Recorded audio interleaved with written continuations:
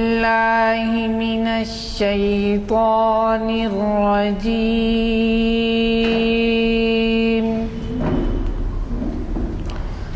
بسم الله الرحمن الرحيم.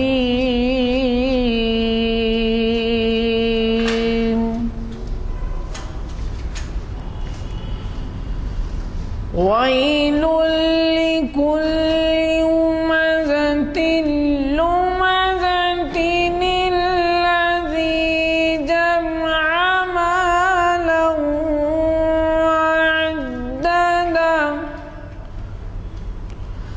يحسب أن ماله أخلده كلا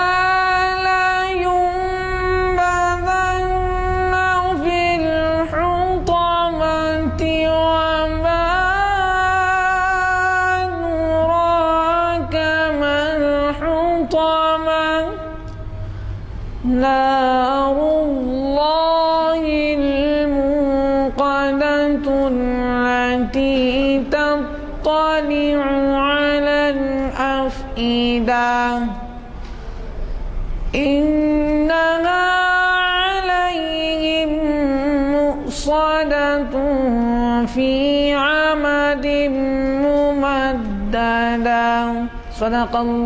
جلسہ معزز سامعین، السلام علیکم ورحمۃ اللہ وبرکاتہ. علی جناب غلام ازدانی صاحب کے حکم کے حساب سے پہلے کلام اقبال پڑھنے کے لیے کہا گیا، تو میں 1-2-4 اشعار آپ کی خدمت میں پیش، اس کے بعد پھر تقریر ہوگی، میں اس کے تعارفی کلمات بعد میں.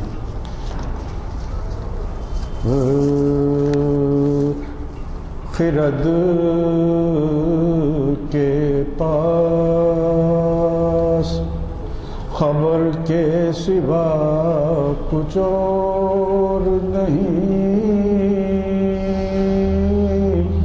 خرد کے پاس خبر کے سوا کچھ اور نہیں.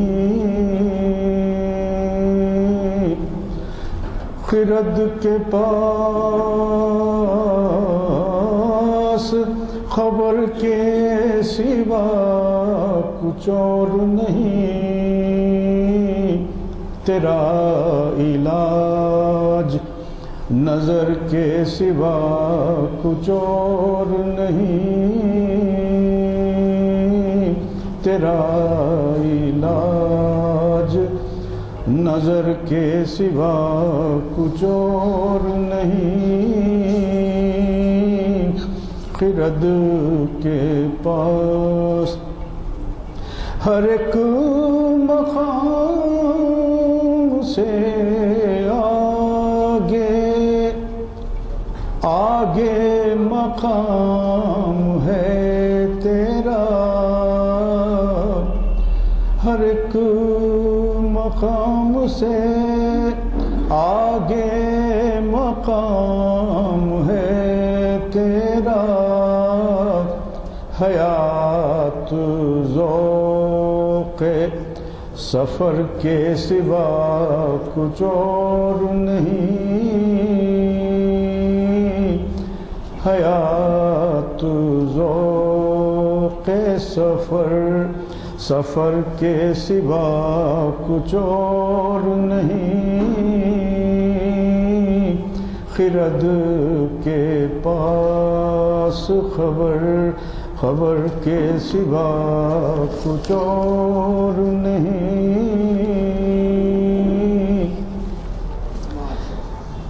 محفل اقبال شناسی کی 705ویں نشست میں آپ سب کا دلی خیر مقدم کرتا ہوں. اس مجلس کا آغاز خوش الحان قاری عرفان احمد صاحب کی خیرت سے ہوا. آج کے مقرر جناب سید امتیاز الدین صاحب جانے مانے اور پہچانے اسکالر ہیں، اقبالیات پہ گہری نظر رکھتے ہیں اور ہماری کئی محفلوں کو مخاطب کر چکے ہیں. اور آج کے اس عنوان پہ آپ تقریر فرما رہے ہیں اقبال کی سحر خیزی. میں ان سے ادباً درخواست کرتا ہوں کہ تشریف لائیں شہ نشین پر اور اپنے خیالات سے ہمیں مستفید فرمائے اور تقریر کا آغاز فرمائے. شکریہ. آج بتاریخ 13 مارچ 2013 بروز چہارشنبہ بعد نماز عصر مسجد عالیہ کانفرنس ہال میں منعقد ہو رہی ہے. مسجد عالیہ حیدرآباد میں منعقد ہو رہی ہے. جناب تشریف لائیے, تشریف لائیے جناب.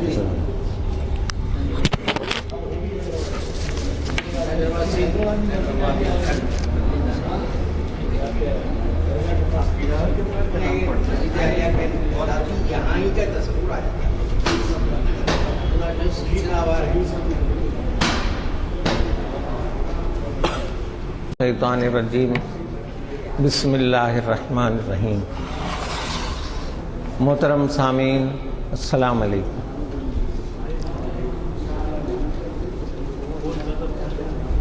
یہ جیسا کہ آپ جانتے ہیں کہ موسم گرما ہے, اگرچہ کہ اس کو آغاز سمجھنا چاہیے, لیکن اتنی شدید گرمی ابھی سے شروع ہو گئی ہے کہ یہ گرما کا عروج لگ رہا ہے. اور عام طور پر دیکھا گیا ہے کہ لوگ بچے بڑے سبھی گرمیوں میں صبح ذرا جلد اٹھ جاتے ہیں دوسرے موسموں کی نسبت, بلکہ جو اسپورٹس مین قسم کے بچے ہیں وہ صبح میں کھیل سکتے ہیں, ورنہ پھر اس کے بعد دھوپ تیز ہو جاتی ہے. تو مجھے خیال آیا کہ اقبال کا جو ذوق سحر خیزی تھا اس کے بارے میں کچھ کہا جائے اور ان کی سحر خیزی کی نوعیت کیا تھی. پچھلی صدی میں مسلمانوں کو جن دو شخصیتوں نے بے حد متاثر کیا ہے وہ ہیں علامہ اقبال اور مولانا ابوالکلام آزاد. اور ان دونوں کے بارے میں آپ بخوبی جانتے ہیں کہ دونوں بھی سحر خیز تھے. مولانا آزاد عام طور پر رات 2 بجے اور 2:30 بجے کے درمیان اٹھ جاتے تھے, اور اس کے بعد وہ چینی بمانے شکر نہیں بلکہ چائنیز چائے ان کی تھی جو بغیر شکر اور بغیر دودھ کے بہت ہی عمدہ بناتے تھے. وہ دودھ کو بدعت کہتے تھے اور شکر کو حلوہ بنا دینا کہتے تھے چائے کو. تو پتہ نہیں وہ بہت ہی کلٹیویٹڈ ٹیسٹ ہوگا ان کا. تو اس کے بعد وہ اپنے لکھنے پڑھنے کا کام کیا کرتے تھے. چنانچہ غبار خاطر کے خطوط میں اس کا جگہ جگہ تذکرہ ہے. پھر ترجمان القرآن اور ان کی دیگر تحریریں بھی وہ انہی اوقات میں لکھی ہوئی تحریریں. چنانچہ انہوں نے حبیب الرحمن شروانی کو لکھا تھا کہ یہ وقت جو رات کے 2 بجے اور 3 بجے کے درمیان کا ہے لوگ اس کو اس لیے عزیز رکھتے ہیں کہ میٹھی نیند سوئیں, لیکن میں اس وقت کو اس لیے عزیز رکھتا ہوں کہ میں اپنی تنہائی کو بہت ہی عمدہ علمی خیالات سے سجاتا ہوں اور اپنے لکھنے پڑھنے کا کام بھی انہی اوقات میں کرتا ہوں. اور عجیب بات یہ ہے کہ یہی حال علامہ اقبال کا بھی تھا, وہ بھی نہایت سحر خیز تھے. اور دوسرا اتفاق ان دونوں شخصیتوں کے بارے میں یہ ہے کہ دونوں کی وفات جو واقع ہوئی ہے وہ بھی صبح کی اولین ساعتوں میں, یعنی رات جا رہی تھی اور صبح کا طلوع ہونا باقی تھا, دونوں کی وفات ہوئی, مولانا آزاد کی بھی اور علامہ اقبال کی بھی. لیکن آج ہم اقبال کے ذوق سحر خیزی کے بارے میں کچھ باتیں عرض کرتا ہوں میں. جیسے آپ کو بھی اس سے پہلے ابھی آپ نے سنا ہوگا کہ ایک بار بہادر آرجنگ اقبال سے ملنے کے لیے جب لاہور گئے تھے تو وہ دیکھنا چاہتے تھے کہ اقبال صبح میں ان کا نظام العمل کیا رہتا ہے.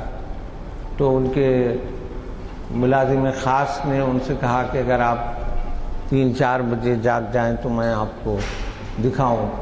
تو علامہ اقبال اس وقت گریہ و زاری میں رہتے تھے اور تہجد کی نماز کے بعد دعا وغیرہ کا شغل ان کا جاری رہتا تھا. اور خود علامہ اقبال نے بھی اس کا اعتراف کیا ہے. چنانچہ مہاراجہ کشن پرساد کے نام 31 اکتوبر 1916 کے خط میں اقبال نے لکھا ہے کہ صبح 4 بجے کبھی 3 بجے اٹھتا ہوں، پھر اس کے بعد نہیں سوتا سوائے اس کے کہ مصلے پر کبھی اونگ جاؤں. اسی طرح تقریباً 2 سال بعد 11 جون 1918 عیسوی کے خط میں پھر انہوں نے مہاراجہ کشن پرساد کو لکھا کہ بندہ روح سیاہ کبھی کبھی تہجد کے لیے اٹھتا ہے اور بعض دفعہ تمام رات بیداری میں گزر جاتی ہے، سو خدا کے فضل و کرم سے تہجد سے پہلے بھی اور بعد میں بھی دعا کروں گا کہ اس وقت عبادت الہی میں بہت لذت حاصل ہوتی ہے. تو اس سے معلوم ہوتا ہے کہ اقبال کو اپنی زندگی کی ابتدا ہی سے صبح بہت جلد اٹھنے کی عادت تھی، اور اس کی کیا وجوہ ہو سکتی ہیں اس پر ہم غور کریں. اور یہ عادت ان کی اتنی پکی اور ایسی گہری تھی کہ جب وہ انگلستان میں تعلیم پا رہے تھے تو ظاہر ہے کہ انگلستان کی سردی جو لوگ وہاں رہ چکے ہوں اور جو نہ بھی رہ چکے ہوں تو جنرل نالج کے اعتبار سے بھی جانتے ہیں کہ وہاں بے حد سرد موسم ہوتا ہے. تو اس میں بھی اقبال بہت جلدی اٹھتے تھے. چنانچہ ان کا شعر ہے کہ زمستانی ہوا میں گرچہ تھی شمشیر کی تیزی، نہ چھوٹے مجھ سے لندن میں بھی آداب سحر خیزی. تو یہ جو سحر خیزی یا صبح میں اٹھنے کی جو عادت ہے یہ اقبال کو کیسے پڑی ہوگی، اس کی 3 وجوہ ہیں. سب سے پہلی تو ان کی تربیت ہے کہ اقبال کے جو والد تھے شیخ نور محمد بہت ہی خدا ترس آدمی تھے اور بہت عبادت گزار اور تہجد گزار آدمی تھے، اور انہوں نے اپنے لڑکے اقبال کی پرورش بھی اسی نہج پر کی. اور ان کی والدہ بھی بہت نیک خاتون تھیں اور وہ بھی ظاہر ہے کہ جلدی اٹھ جاتی ہوں گی. تو اس طرح اقبال کو اپنے والدین کی تربیت میں بھی اس بات کی گویا ٹریننگ ملی کہ وہ صبح میں بہت جلدی اٹھتے تھے اور تلاوت کلام پاک کیا کرتے تھے. اور اس وقت علامہ اقبال کے والد ان سے کہتے تھے کہ جب تم تلاوت کرو تو یہ سمجھو کہ قرآن تمہیں پر نازل ہو رہا ہے. تو اس طرح جو کیفیت عبادت کی ہونا چاہیے وہ صبح میں اولین ساعتوں میں زیادہ ہوتی ہے. جب دن کی گہما گہمی اور اس کا شور شغب بڑھ جاتا ہے تو ظاہر ہے کہ عبادت میں وہ انہماک باقی نہیں رہتا. چنانچہ اقبال اولین عمر ہی سے صبح بہت جلدی اٹھنے کے عادی تھے. اچھا، یہ ہمارے پاس ہندوستان میں بلکہ اسلام کا جو عام ماحول رہا ہے مسلمانوں کے پاس، اس کو سحر خیزی کو نہایت مبارک اور خوش بختی کی علامت سمجھا جاتا. چنانچہ خود میرے بچپن میں بھی میں دیکھتا تھا کہ اگر کسی گھر میں بہت دیر سے اٹھنے کا رواج ہوتا تو لوگ بولتے تھے کہ بھئی یہ تو بڑی نحوست ہے کہ اتنی دیر تک یہاں سوتے ہیں. تو صبح میں جلدی اٹھنے کو ہر دور میں بہت ہی مبارک اور مسعود سمجھا گیا ہے. ایک جگہ اقبال کا ایک قول ہے کہ سحر خیزی تو اسلام کا سب سے بڑا اور بہترین تحفہ ہے. اور ایک بار جاوید اقبال کے حوالے سے بات ہو رہی تھی تو اقبال کہنے لگے کہ بچے اگر اوائل عمر سے یعنی عمر کی ابتدا سے ہی اس کے عادی بن جائیں یعنی سحر خیزی کے عادی بن جائیں تو پھر پوری زندگی نہ صرف اس کے روحانی بلکہ جسمانی فیوز و برکات سے بھی فیضیاب ہوتے رہیں گے. چنانچہ اقبال ہر ایسی چیز کو جس کا تعلق صبح سے ہو ایک عبادت ہی میں تصور کرتے ہیں. چنانچہ ان کا ایک شعر ہے، خورشید وہ عابد سحر خیز لانے والا پیام برخیز. یعنی اٹھو کہنے کا پیام جو ہے سورج اپنے ساتھ لاتا ہے، اور سورج کو بھی اقبال نے گویا عبادت گزار بتایا ہے کہ وہ الصبح نکلتا ہے اور یہ عابد سحر خیز ہے۔ دوسری وجہ یہ ہے کہ اقبال جن چیزوں سے بے حد متاثر تھے، بلکہ جو پورا ان کا کلام مستفاد ہے وہ ہے دو چیزیں، ایک قرآن حکیم اور دوسرے احادیث نبوی صلی اللہ علیہ وسلم۔ چنانچہ قرآن شریف میں بھی جگہ جگہ سحر خیزی کی اہمیت بتلائی گئی۔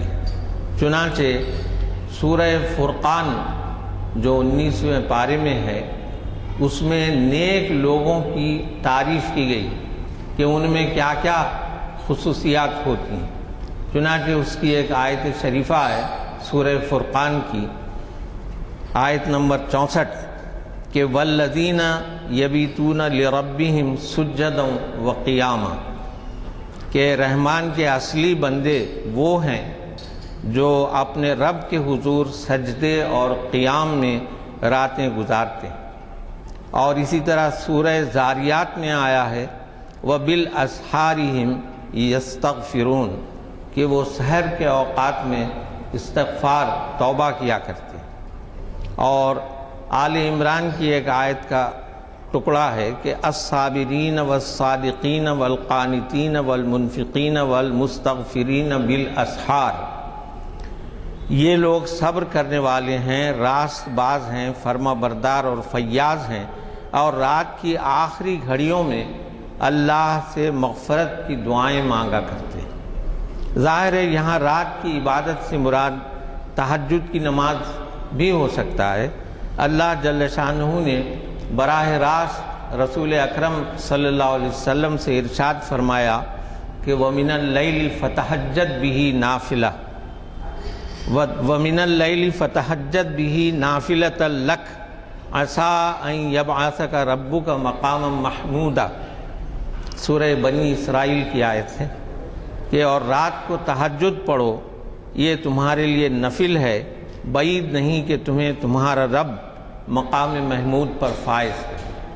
اور یہ وہ مقام ہے جس کے لیے ہر مسلمان اذان کے بعد جو دعا کرتا ہے اس میں حضور صلی اللہ علیہ وسلم کے لیے بھی دعا کرتا ہے کہ آپ کو مقام محمود عطا ہو، اور انشاءاللہ ضرور عطا ہوگا، لیکن یہ ہماری سعادت ہے کہ ہم بھی دعا کرتے ہیں۔ تو اس سے بھی آپ اندازہ لگا سکتے ہیں کہ اللہ کے نزدیک بھی بندے کا اولین ساعتوں میں اٹھنا، کہ رات تہائی باقی ہو یا 2/3 باقی ہو، اس وقت اٹھ کر عبادت کی جائے۔ اور ایک اور مقام پر آپ صلی اللہ علیہ وسلم کو اس طرح تاکید فرمائی یا ایھا المزمل قم اللیل الا قلیلا نصفہ او انقص منہ قلیلا او زد علیہ ورتل القرآن ترتیلا، کہ آئے اوڑھ لپیٹ کر سونے والے، رات کو نماز میں کھڑے رہا کرو مگر کم، آدھی رات یا اس سے کچھ کم کر لو یا اس سے کچھ زیادہ بڑھا دو، اور قرآن کو خوب ٹھہر ٹھہر کر پڑھو۔ اگرچہ کہ اسی سورہ کے آخری آیت میں، آخری آیت جو رکوع ہے پوری ایک آیت کا، اس میں اللہ تعالیٰ نے خود تخفیف فرما دی کہ ہم جانتے ہیں کہ یہ آپ پر اور آپ کے صحابہ پر یہ مشقت گراں گزر سکتی ہے، اس لیے اپنی سہولت کے اعتبار سے پڑھو۔ لیکن یہ مسلم ہے کہ صبح جلدی اٹھنا، رات کی تہائی حصے میں اٹھ کر عبادت کرنا اللہ کے نزدیک بہت افضل ہے۔ تو اگرچہ کہ یہ خطاب براہ راست رسول اکرم صلی اللہ علیہ وسلم کو ہے، لیکن اس سے آپ کے صحابہ اور ان کے بعد آنے والے نیک اصحاب نفوس قدسیہ مراد ہیں، اور اللہ کے نیک بندے ابھی بھی جاگتے ہیں۔ چنانچہ علامہ اقبال چونکہ قرآن شریف سے بہت زیادہ متاثر تھے، تو عجب نہیں ہے کہ جب آپ شعوری عمر کو پہنچ گئے، ماں باپ کی تربیت اپنی جگہ، پھر قرآن کا جو فیض آپ کو پہنچا، اس کی وجہ سے بھی آپ میں سحر خیزی اور زیادہ مستحکم ہو گئی۔ پھر دوسری بات جو تھی وہ سنت نبوی کا معاملہ ہے۔ حضور صلی اللہ علیہ وسلم کی کئی احادیث شریفہ ہیں صبح میں اٹھنے کے بارے میں۔ چنانچہ ایک حدیث شریف ہے کہ حضرت امامہ کا بیان ہے جو ترمذی شریف کی حدیث ہے کہ نبی کریم صلی اللہ علیہ وسلم نے فرمایا نماز تہجد کا التزام کیا کرو، یعنی لازم کیا کرو، یہ تم سے پہلے کے نیک لوگوں کی خصلت ہے اور خدا سے تمہیں قریب کرنے والی اور گناہوں کے برے اثرات مٹانے والی اور معاصی یعنی گناہ سے روکنے والی چیز ہے۔ اسی طرح حضور صلی اللہ علیہ وسلم کی ایک اور حدیث ہے کہ فرض نماز کے بعد سب سے افضل نماز نصف شب میں پڑھی جانے والی تہجد کی نماز ہے۔ اور حضرت جابر سے روایت ہے کہ نبی کریم صلی اللہ علیہ وسلم نے فرمایا کہ رات میں ایک ساعت ہے، اگر اس میں کوئی مسلمان دین و دنیا کی بھلائی کی دعا مانگے تو خداوند تعالیٰ اس کو عطا فرما دیتا ہے، اور یہ ساعت، یہ لمحہ ہر رات میں ہوتا ہے۔ حضرت ابو سعید خدری رضی اللہ تعالی عنہ سے روایت ہے کہ رسول اللہ صلی اللہ علیہ وسلم نے فرمایا 3 شخص ہیں جنہیں دیکھ کر اللہ خوش ہوتا ہے اور ان سے راضی رہتا ہے۔ ایک تو وہ شخص جو رات کو اٹھ کر نماز پڑھے، دوسرے وہ لوگ جو نماز کے لیے صفوں کو برابر درست کریں، تیسرے وہ لوگ جو دشمن کے مقابلے پر لڑنے کے لیے صفوں کو ترتیب دیں۔ تو ظاہر ہے کہ اس میں جو پہلی بات آئی ہے وہ رات کو اٹھ کر نماز پڑھنے کی۔ اسی طرح حضرت ابو ہریرہ کی روایت ہے جو بخاری اور مسلم شریف سے لی گئی ہے۔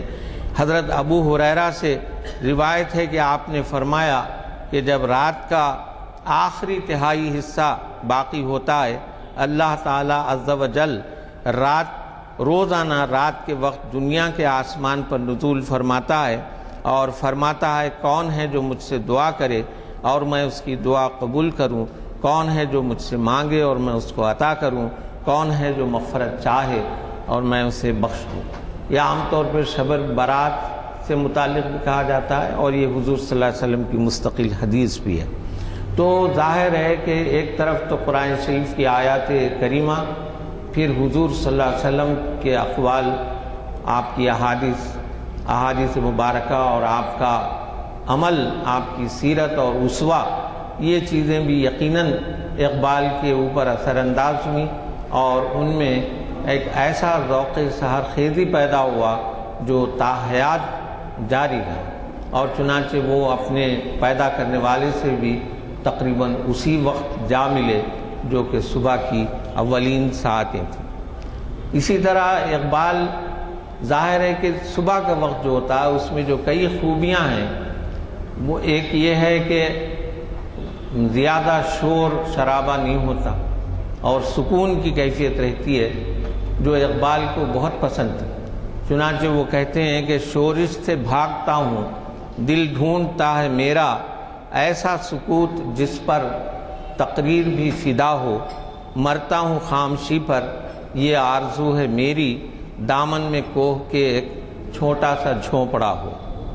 اور ایک جگہ کہتے ہیں کہ وہ خاموشی شام کی جس پر تکلم ہو فدا، وہ درختوں پر تفکر کا سما چھایا ہوا، کشتہ عزلت میں ہوں، کشتہ عزلت ہوں، عزلت بولتے ہیں تنہائی، اور کشتہ مانے مارا ہوا، کہ میں تنہائی کا مارا ہوا ہوں، یعنی تنہائی ہی مجھے پسند ہے، آبادی میں گھبراتا ہوں میں، شہر سے سودا کی شدت میں نکل جاتا ہوں میں، یعنی شہر سے ایک جنون کی کیفیت معلوم ہوتی ہے اور وہاں سے میں تنہائی اور گوشہ عزلت کی تلاش میں نکل جاتا ہوں۔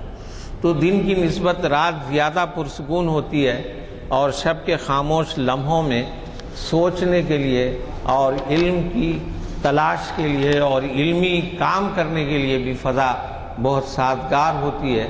چنانچہ اقبال ایک جگہ لکھتے ہیں کہ سمجھ میں آئی حقیقت نہ جب ستاروں کی، اسی خیال میں راتیں گزار دی میں نے۔ تو اس طرح جو احادیث میں نے بیان کی اور آیت شریفہ میں شب بیداری کا ایک محرک اور عبادت شب کی غرض و غایت اقبال کے نزدیک حیات و کائنات کی حقیقت اور اس کی ماہیت کو سمجھنے کے لیے نہایت ضروری تھی۔ چنانچہ اقبال کے ابتدائی کلام میں بھی اس کا اثر ملتا ہے۔ ایک جگہ اقبال کہتے ہیں کہ پچھلے پہر کی کوئل وہ صبح کی مؤذن، یعنی کوئل جگاتی ہے تو اقبال نے اس کو مؤذن کا نام دیا۔ پچھلے پہر کی کوئل وہ صبح کی مؤذن، میں اس کا ہم نوا ہوں، وہ میری ہم نوا ہو، یعنی میں اس کا ہم نوا ہوں، یعنی ایک امید کی کیفیت میں بیان کرتے ہیں۔ پھولوں کو آئے جس دم شبنم وضو کرانے، رونا میرا وضو ہو، نالا میری دعا ہو۔ ایک جگہ اور کہتے ہیں کہ اگر ہو ذوق تو خلوت میں پڑھ زبور عجم، فغان نیم شبی بے نوائے راز نہیں، یعنی میری جو آہ و فغاں ہے وہ نیم شب کی آہ و فغاں ہے، جس میں ہر بندہ اللہ سے قریب ہوتا ہے، تو گویا بعض ایسے راز اور بعض ایسے اسرار بھی ہو سکتے ہیں جو میرے کلام میں آ جائیں محض اس فغان نیم شبی کی وجہ سے۔ اور ایک جگہ اور اقبال کا شعر ہے کہ صد صبح بلا خیزے، صد صبح بلا خیزے، صد آہ شرر ریزے۔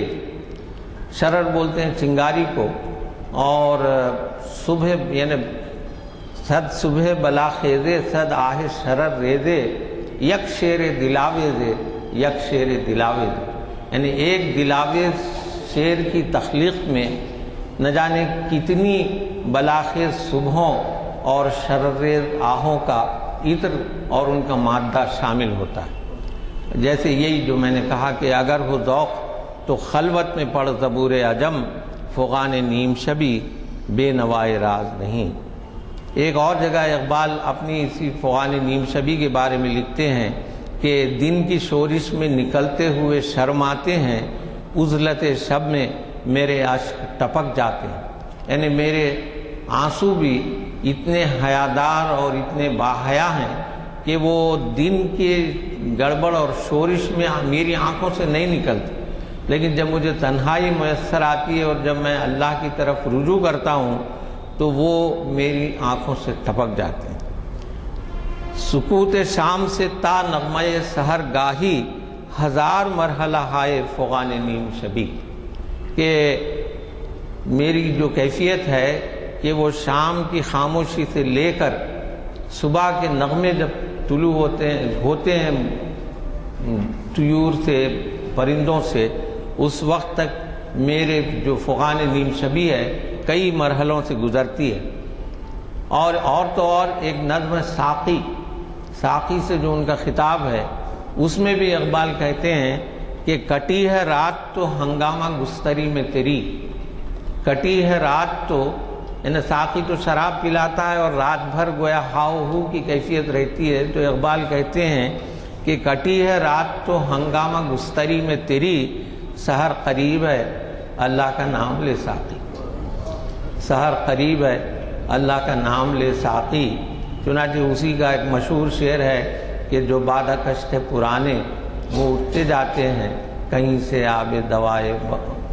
آب بقائے دوام لے ساقی۔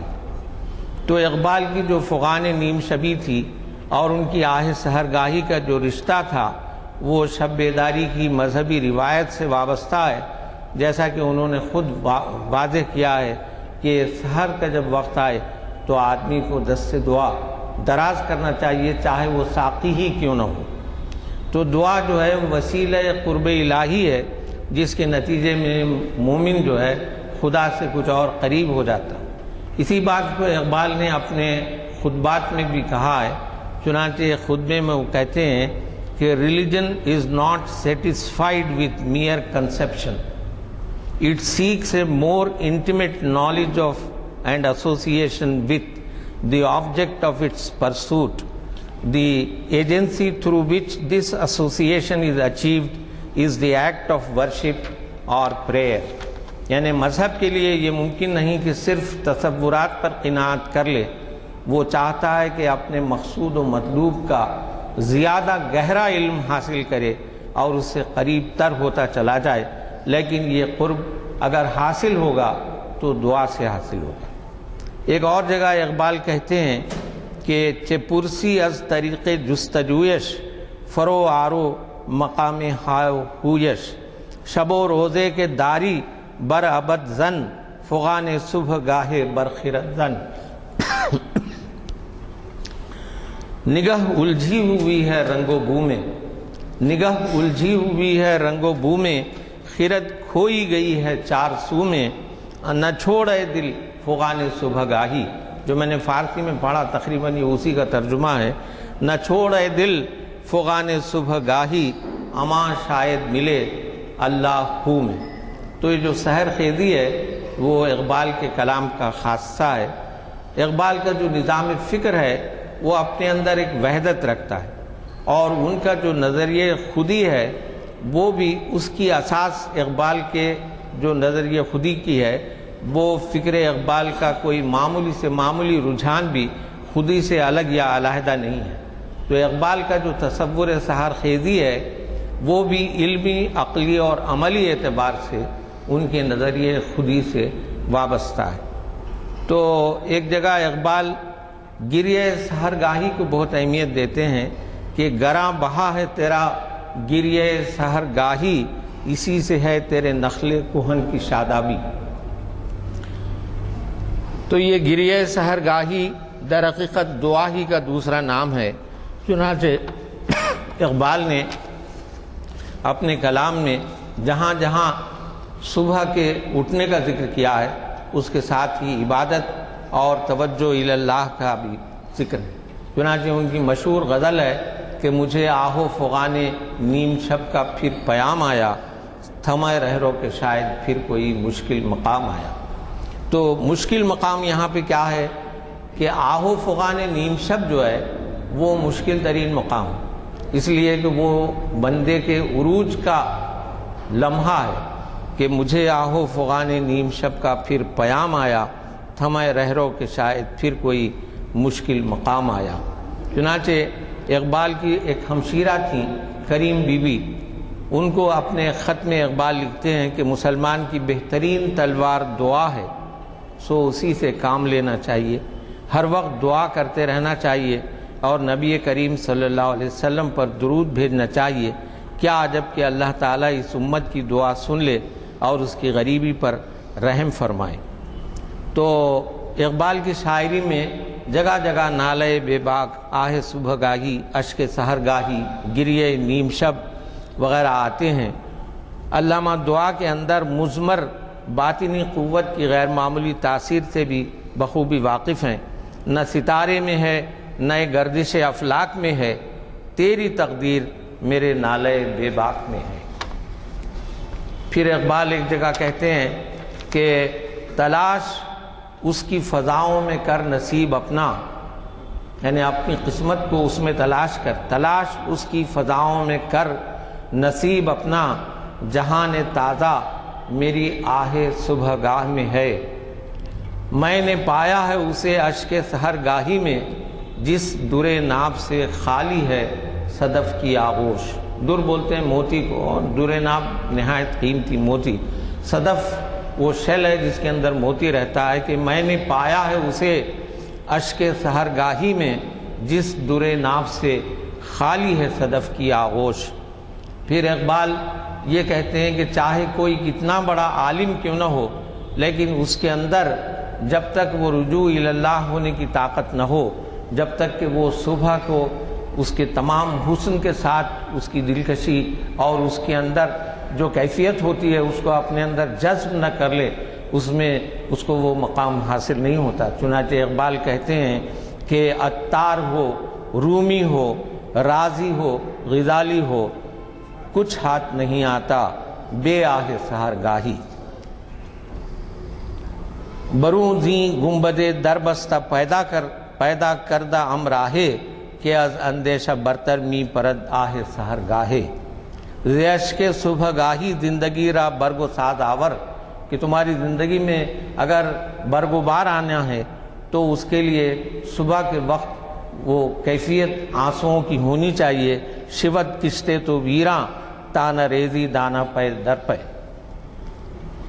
افراد ملت سے اقبال کو یہی شکوہ ہے کہ انہوں نے سحر خیزی کی عادت کو ترک کر دیا ہے، گریہ ہائے صبح گاہی کو چھوڑا، اور اس طرح خودی سے دستکش ہو کر ذلت و نکبت کا شکار ہو گئے۔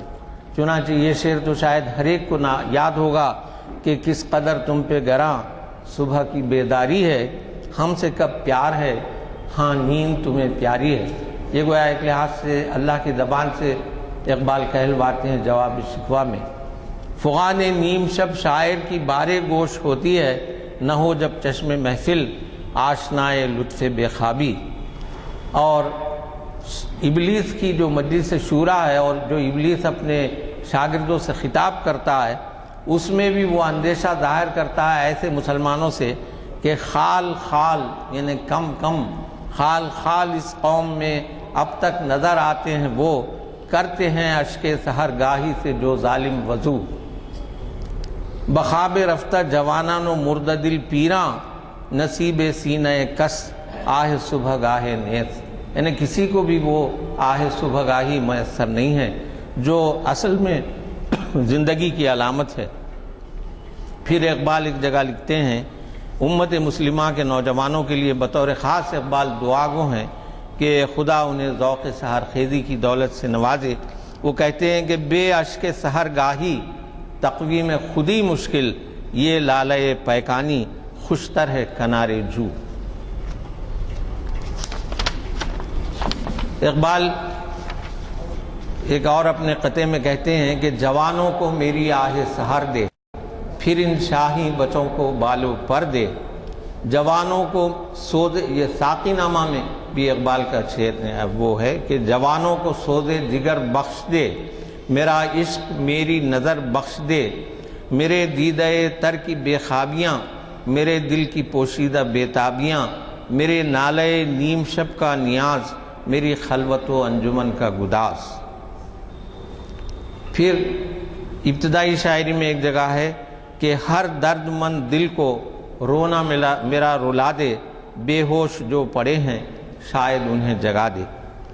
بال جبریل میں اقبال کی ایک نظم ہے اذان، چھوٹی سی نظم ہے، اس میں اقبال نے مسلمانوں کے ذوق سحر خیزی کو اثر نو تازہ کرنے اور ان پر شب بیداری کی اہمیت کو واضح کرنے کی کوشش کی ہے۔ یہ نظم کیا ہے؟ ایک طرح کا ڈائیلاگ ہے، چاند کا اور ستاروں کا مکالمہ ہے کہ مسلمانوں کو ان کی غفلت کا احساس دلانے کے ساتھ ساتھ ان کے مقام اور مرتبے کی عظمت کا اظہار اور اس کا اعتراف بھی کیا ہے۔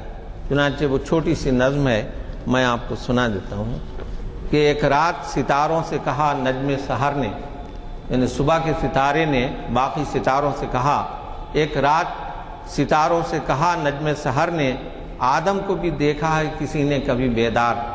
یعنی ستارے تو رات بھر آسمان پہ رہتے ہیں لیکن کوئی انسان جاگتا ہوا دکھائی نہیں دیتا۔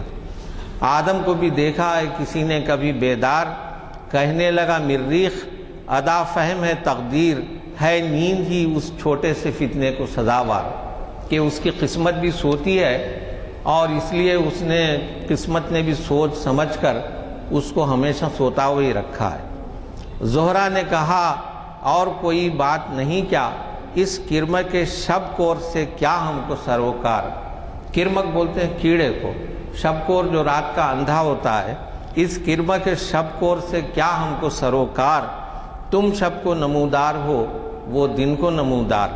یعنی انسان جو ہے وہ دن میں نمودار ہوتا ہے اور تم رات کو نمودار ہوتے ہو۔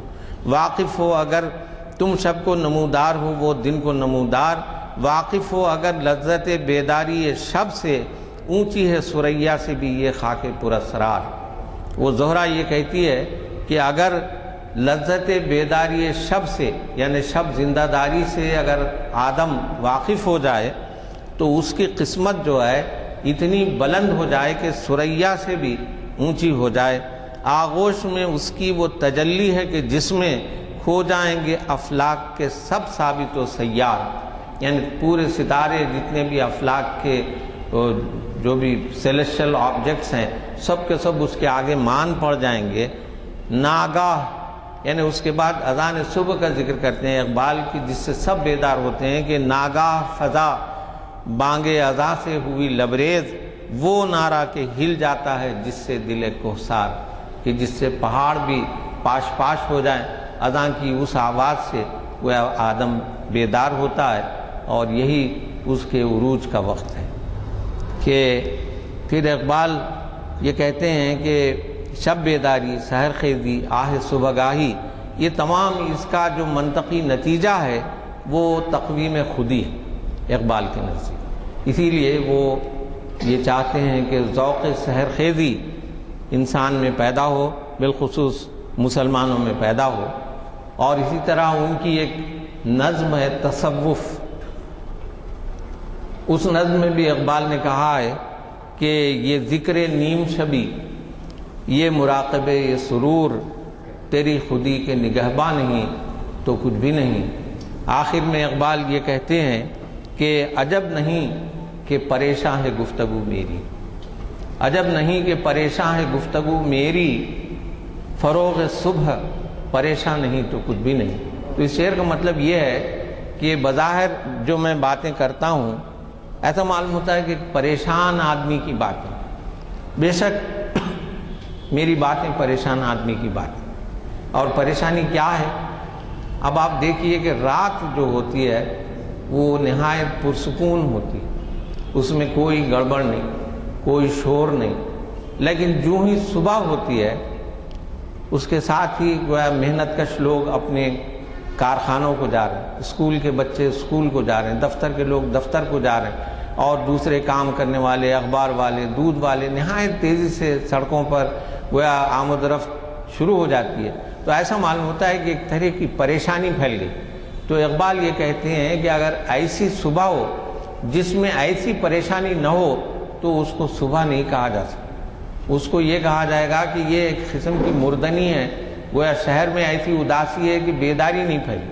چنانچہ میری جو گفتگو ہے، اگرچہ کہ آپ کو پریشانی لگتی ہے، میری گفتگو پریشان معلوم ہوتی ہے، بکھری ہوئی معلوم ہوتی ہے، لیکن بات یہ ہے کہ میں اپنی قوم کو بیدار کر رہا ہوں، اس لیے میری گفتگو میں بھی پریشانی ہے تاکہ آپ کے اندر بھی وہ پریشانی اور وہ بکھراؤ پیدا ہو جو فروغ صبح جس سے اپنی پہچانی جاتی کہ فروغ صبح پریشان نہیں تو کچھ بھی نہیں.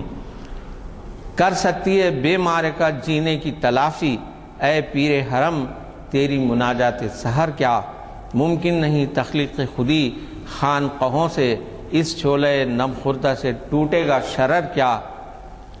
اور ایک جگہ یہ کہتے ہیں کہ مست رکھو ذکر و فکر صبح گاہی میں اسے، پختہ تر کر دو مزاج خانقاہی میں اسے.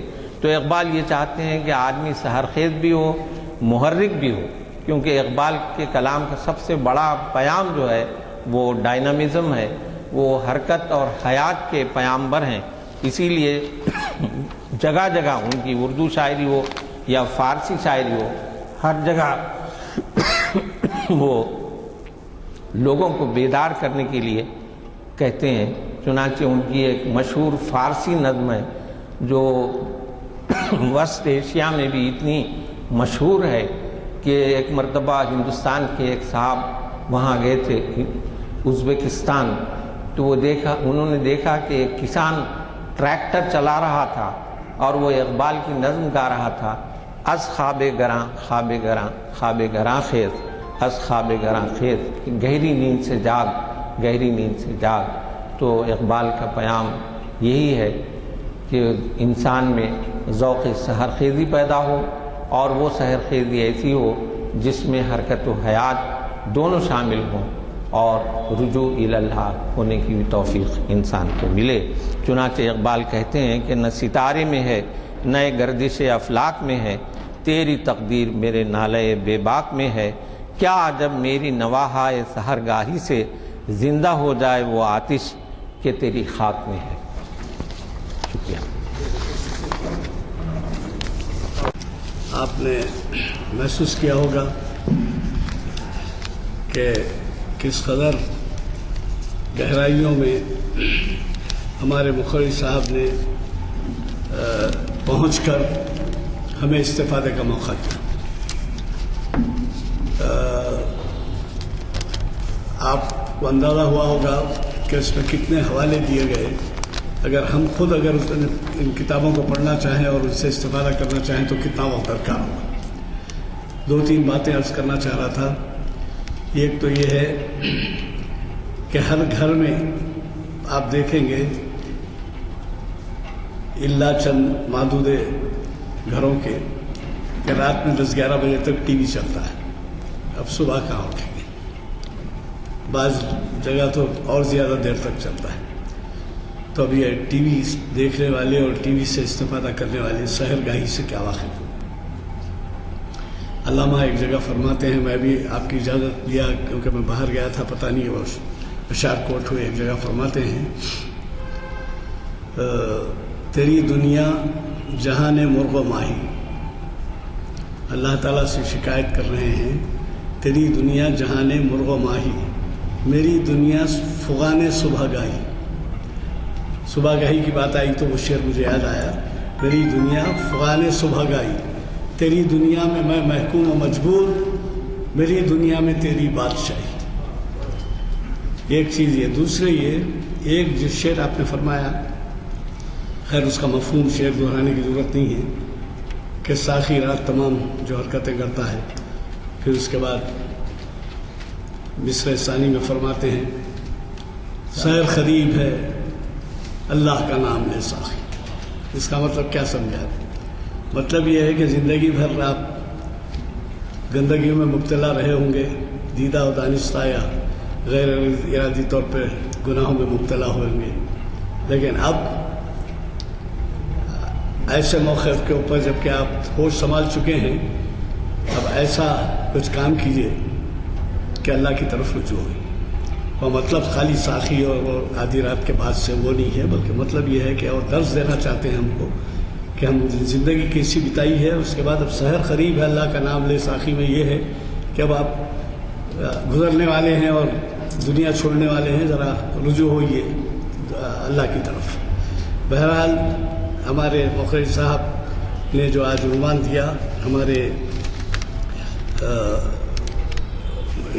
بلیٹنز میں وہ نہیں ہے, لیکن ہوا یہ کہ کل انہوں نے پچھلے عنوان کو تبدیل کیا, اور پچھلے عنوان میں جو بلیٹنز میں چھپا ہے اقبال کی ایک نظم کا تجزیہ. میں اس لیے کہہ رہا ہوں کہ آپ کریکٹ کر لیں, کیونکہ اگر کوئی ریکارڈ بھی رکھ رہا ہو تو یہ نہ ہو کہ سب یہاں تو یہ ہے اور یہاں بیان ایک کیا گیا. تو اقبال کی ایک نظم کا تجزیہ نہیں ہے. کل آپ نے ٹیلی فون کیا اور جب تک پریس کو نہیں گئے تھے نیوز, تو ہم نے بدل کر پھر یہ عنوان دیا ہے, اور ماشاءاللہ سے اس عنوان سے ہم سب نے استفادہ کیا, اور اللہ کا شکر ہے کہ تعداد بھی کافی ہے. ہم دعا گو ہیں اللہ تعالیٰ سے کہ وہ ہماری ان محفلوں کو گرمائے. میں مخرج صاحب سے دعا کی خواہش کرتا ہوں اور یہ گزارش کرتا ہوں کہ اگلے محفل میں جو پیر کے دن ہے, وہ کیونکہ آپ کو معلوم ہے چہارشنبے کے بعد جو ہوتی ہے ہفتے کے دن, ہفتے کے دن جو محفل ہے وہ ہے ہماری ڈاکٹر مظفر الدین فاروقی, یہ شاید امریکہ سے آئے ہیں, یہ ہندوستان میں مسلم دور حکومت کے عنوان سے ہمیں مخاطب کر رہے ہیں. ان سے استفادہ کریں. بیرون ملک کے جب حضرات آتے ہیں تو ایک موقع ہوتا ہے کہ آپ یہاں بیٹھے ہو, کئی لوگ جگہ کی باتوں کو سن لیتے ہیں, معلومات ہوتی ہیں. دوسرے یہ کہ ایک اعلان تھا, اللهم صل على سيدنا ومولانا محمد وعلى آل سيدنا ومولانا محمد وبارك وسلم. ربنا آتنا في الدنيا حسنة وفي الآخرة حسنة وقنا عذاب النار. ربنا اغفر لي ولوالدي وللمؤمنين يوم يقوم الحساب. رب ارحمهما كما ربياني صغيرا. وصلى الله تعالى على خير خلقه سیدنا و مولانا شفیعنا و نبینا و حبیبنا محمد و آلہ و اصحابہ و ازواجہ و ذریاتہ و اہل بیتہ اجمعین و سلم تسلیما کثیرا کثیرا.